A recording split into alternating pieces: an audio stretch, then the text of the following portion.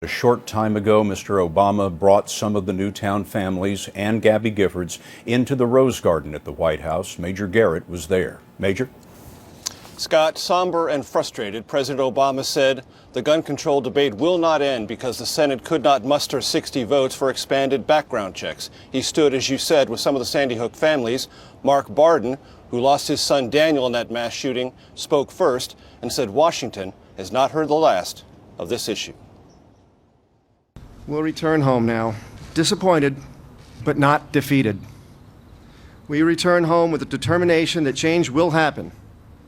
Maybe not today, but it will happen. It will happen soon. We've always known this would be a long road, and we don't have the luxury of turning back.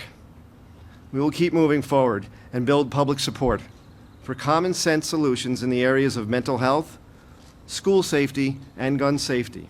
With his wife and 2 surviving children beside him, Barden spoke of his son Daniel and recited what is known in Newtown as the Sandy Hook Promise. Our hearts are broken. Our spirit is not. President Obama said the legislation's failure was due to fear-mongering and misinformation. But instead of supporting this compromise, the gun lobby and its allies willfully lied about the bill.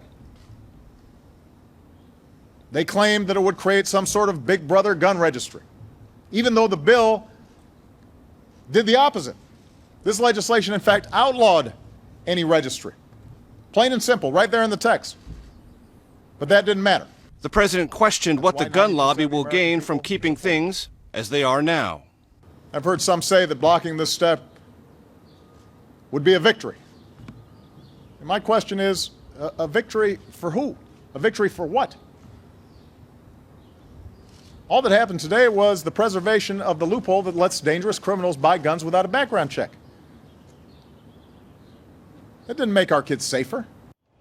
The president placed phone calls to senators on this issue, Scott, yesterday and this morning, even amid briefings on the latest on the Boston Marathon bombings. The White House says the president will not let this issue die and will keep faith with those families who want him and this White House to keep pressing. Major, thank you. Late today, the National Rifle Association called this gun control legislation misguided and said the provision for tougher background checks would, quote, have criminalized certain private transfers of firearms between honest citizens, requiring lifelong friends, neighbors, and some family members to get federal government permission to exercise a fundamental right or face prosecution.